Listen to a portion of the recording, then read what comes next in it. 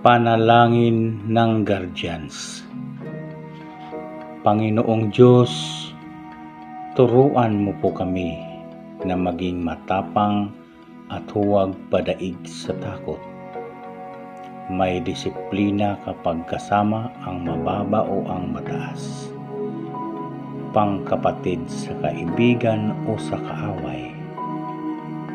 Matuwid sa harap ng kasakiman. Makatarungan kahit na napipinsala. Panginoong Diyos, tulungan mo po kami na maging matapang na tagapagtanggol ng mga mahihina, matapat na tagapagtanggol ng bansa at lipunan, mapagpalang hindi naghihintay ng anumang kapalit, tapat kahit sa oras ng galit at pagdadalamhati, dakila sa tagumpay man o sa kabiguan, tunay na totoo, walang pagkukunwari, walang pagmamalaki.